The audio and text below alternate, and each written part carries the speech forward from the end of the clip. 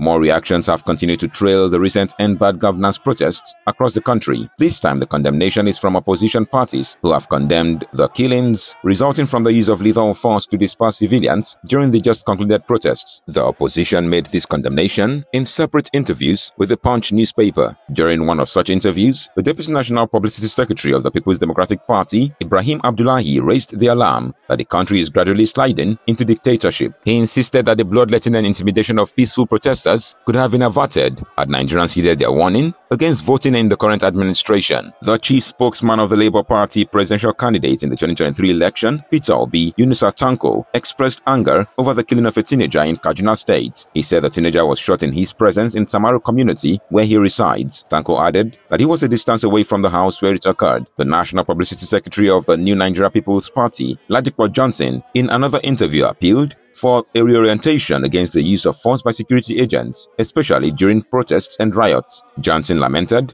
that mishandling of matters like protests should not be allowed to degenerate into killings and accidental discharges by those meant to protect the citizens. However, the All Progressives Congress has called for restraint. The National Publicity Director of the party, Bala Ibrahim, said, while the use of live ammunition at protest grounds is condemnable, life-threatening circumstances might warrant the operatives to introduce them at some point. At least 18 persons were reportedly killed in Abuja, Kano, Niger, Borno, Kaduna and Jigawa states during the End Bad Governance protests, which was held across the country.